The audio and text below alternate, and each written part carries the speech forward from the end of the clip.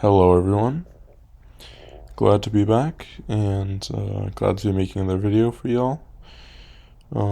So I was thinking, I've been reading some Star Trek comics recently, and kind of the just capabilities of the USS Enterprise have kind of caught my attention recently, and I was kind of thinking, just kind of like for a fun video, like what would happen if let's say it confronted a being from a different verse, which might lead to a fun confrontation or matchup. And I was thinking, who could that be? And why not just the Flying Dutchman from a SpongeBob SquarePants? So yes, this will be a scenario into which the U.S. Enterprise confronts the Flying Dutchman ship, or actually vice versa. We'll be saying Q was giving them a challenge and kind of like releasing a being that Q saw had like immense fear and wanted to see like Picard confront, kind of like to troll. And we'll just see, what would happen if the Dutchman confronted the Enterprise and if you would win or who would come out on top. So let's get this going.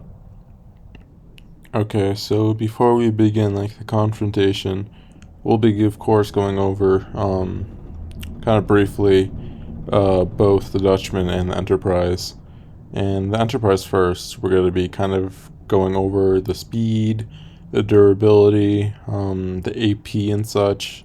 So you guys get a better like grip on what they have if they have to fight and such. And after this, I better not hear any Millennium Falcon versus the Enterprise, who would win. Yeah, I could get that crap out of here. So I suppose let's start with like travel speeds. So basically the first comic where I'm gonna draw some context from was like an old one from Ill Wind. It was pretty good, recommend. So basically how it started, it was like, so the Enterprise was like helping conduct like a big space race with a bunch of aliens. And they were kind of like moderating it, and some like bum ass alien put like a big bomb, kind of like EMP within the ship, like hindering it significantly. But they were easily able to keep up with every other ship, like ugly ass ships, which were obviously light speed plus, with no issues. And so like when they were hindered, Picard stated that even a lesser repairment model, the USS Capella, messaged them that they would be there to fix the interior issue at warp 3 speeds. Here's little info on the Capella itself. Yeah, it's a similar model, but a little kind of more outdated. And even out of the whole entire Federation system, it's been stated that they can reach warp 10, if not above, within the TNG series. So if you're not familiar with like warp measurements, when it comes to the Enterprise, the maximum recorded speed of it is warp 9.6, which makes it massively faster than light plus. Warp 10 is infinite speed. So you can see on the bottom left, it's kind of the conversions, kind of like miles per hour, and it's wild. It's massively faster than light plus, and it just zooms. So to briefly go over the durability, we could see they tanked like a fat supernova point blank, kind of at like a moment's notice. They're like, what the hell is that? And then obviously caught them off guard. That like shot them back. And like this was the work of the Qs. This was a civil war, with their weaponry. And like through such an explosion with their shields armed, they all suffered just a small plasma leak, which was like casually repaired minutes later. And the ship's full recovery kind of was there, and they went straight back on track.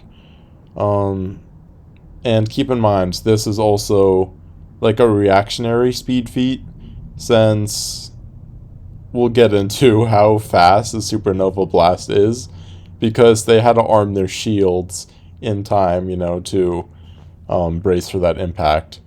So to begin, the initial blast of a supernova usually clocks in around 10,000 kilometers per second, which maintains such speed in space for like a prolonged period of time. I guess to be a bit more like relatable to most, I kind of transferred it to equate to 22,609 69,362 miles per hour. If you can see on the right, that is 7 zeros. Yes. So that is in the range of like deep speed of sound or the brim of subrelativistic. This is the scaling for their like defense reaction speeds off this feat. But we obviously know, like travel wise, it is massively faster than light plus with the warp drives. And going from more of just a power perspective of a supernova, from our perspective, the most powerful thermonuclear blast was over a trillion times less powerful than 1 second of a supernova alone. Like the blast of a supernova can illuminate entire galaxies and distort their patterns with their blasts, easily wiping solar systems in their wake, meaning the USS Enterprise shields are easily galaxy to galaxy level plus in durability. In my mind, seeing by they tanked it point blank. Basically, it took like 0.1% of damage and fixed it within like minutes. And, they're possibly able to withstand so much more since that was like casual, kind of. So going kind of to like AP, this was later on in the comic. This was the Q conflict when the Q were just like toying with them to kind of end the war. Basically, they were fighting this huge world eater monster, and the Enterprise by Picard kind of led the charge. And the torpedoes of the Enterprise were enough to destroy such a creature that the Q level entities made, because the Q were fighting other entities around their levels, and they made this creature. And the Enterprise led the primary shots to blow it up, and then the others had like secondary fire. But then after that, it was stated by kind of a fellow Q level being that it was actually a galaxy-busting monster. This made no difference to Picard since he doesn't fuck around. So this could be like galaxy plus AP. Don't give me planetary crap. Obviously, they can blow planets up with torpedoes. Basically, also, with all of this, we of course know they're huge noobs compared to like Borg tech, because Borg are savages. Like their combined fire, all of the Enterprise ships had no effect and were in danger of being sucked in. This is when they were like getting the Queen or trying to. How is this impressive, you might ask, getting clowned? Well, after all getting captured, a shitty model, Kirk and Worf were able to hack their way through the defenses by simply ramming into them, by ramming into like the ultimate Borg cube. So that is some various huge cheese for Star Trek if you want to use that, because the Flying Dutchman also has some cheese, so keep that in mind. Also, if you want a Borg vid, I've had some kind of requests. It would take a while, but I would be down. Tell me if you would want it, and I would get to work. So that is the Enterprise. Okay, now that we've got Enterprise out of the way, time to, of course, cover the Flying Dutchman and what he brings to the table. Now, the Flying Dutchman has a shitload of hacks, abilities, a lot of stuff, honestly. If, like, you just name it, he has it. So I'm going to kind of just pick out what I feel are some of his more impressive showings and kind of just, work around that and, give him a good case, since, like, half of his stuff is, impressive, but it wouldn't do much to the Enterprise. Like pyrokinesis and such, or telepathy, telekinesis, that sort of stuff. Okay, to begin, we kind of have some like transformation, like body manipulation, like when he pulls out like part of his eye to turn into a missile. And in doing so, he basically just, like one shots the Krusty Krab, which basically just like transfers it into his void, which seems to be kind of like a void where you live out your fear and suffering when he kind of just enjoys it. Since, like, that's part of the Dutchman's, like, persona. He feeds off your fear and such. So he has his own entire void, which is fairly impressive. A second thing I wanted to bring up, which might be useful, is kind of his like ability to shrink to like microscopic proportions. Like he can enter brains or like these little like tune cars. It just depends on his surroundings, like if it benefits him or not. So maybe, I don't know, he could like fit through a vent in the Enterprise, but I have a feeling like their scanners would probably catch up on him regardless. Apart from his own void, at one point he like one shot his pirate crew who were like kind of running away and sent him like back on the ship to work for all of his eternity. So he has his own void, he has his own like eternity of suffering for others. And then with these two, he also, one of the best episodes ever, it showed the Fly of Despair, which is literally a dimensional rift where the person sees their worst nightmares almost like endlessly. Um, it's just an opening between dimensions, traversable from like one to another. He can send people to Davy Jones' locker, which is like the equivalent to underwater hell. So he can be seen as like Satan also, which is a little bizarre. It is impressive, but I don't think it'll be a factor really in this conflict in space. And basically, of course, I couldn't forget the rifts with the perfume department. That is but another dimension. We all know that scene. So basically, it's a parallel dimension to which it's like the suffering of whoever enters it. And with SpongeBob and Patrick, it's the perfume which like dehydrates them and such.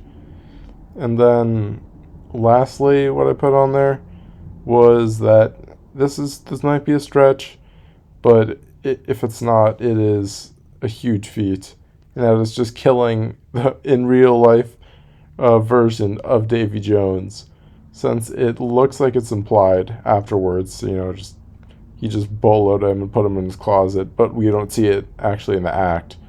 So if he can kill people like in the real life, that's huge.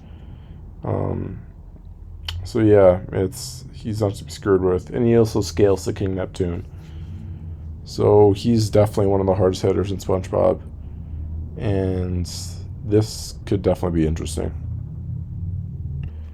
So, what would happen if these two were in a scenario where Q pitted them together as a challenge, and they kind of run like a chase, Dutchman after the other? It's kind of hard to say. One, because the Dutchman doesn't have as many like straight up speed feats, obviously, as the Enterprise does. So who knows how the chase would go. And two, if they were to beef one on one, like say Dutchman caught up to him, since Dutchman has like teleportation, um, I don't see the Enterprise winning a straight up 1v1 fight. Yes, the Enterprise has galaxy busting missiles and such, but the Dutchman casually holds dimensions within his ship. He has an eternity just lying there with his crew. And I just don't see the Enterprise breaking that. But then again, I don't see the Dutchman really accomplishing much on the other side, due to he just couldn't break Picard's will. You see, I see this playing out a lot like the Enterprise's kind of confrontation with Nagilum. So basically, Nagilum trapped them in a void of nothingness. Kind of concepts were non-existent of death. He wasn't lifeless, obviously. He was just a non-existent entity, as Data read. And basically, he wanted to kind of feed off of fear and death. He wanted to experiment. And Picard would rather sacrifice his entire crew and himself rather than let such a more powerful entity kind of, gain the upper hand. And I believe that's what Picard would do here. And we know if the Flying Dutchman is challenged on kind of like the mental side, he becomes just like a huge fucking bum. Like, just remember the episode when he stays with SpongeBob and he tries to scare him over and over. SpongeBob gets bored and Flying Dutchman just becomes like depressed. Like, he just gives up, and SpongeBob has to tell him, like, get up off your ass and start scaring people. SpongeBob. So, I just think that Picard could just do some mind hacks on him. Honestly. So, I would either just see this as a stalemate, to be honest, or a mild, high diff mental warfare win for the Enterprise via Picard MVP.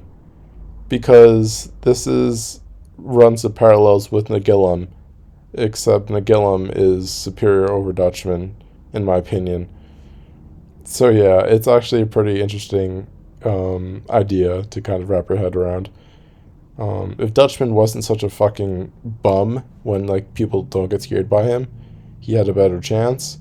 But the Enterprise also has escaped voids and such with Nagilum, and then other instances with like Voyager. So yeah, I'd say very high diff if ever the Enterprise would win, if not stalemate.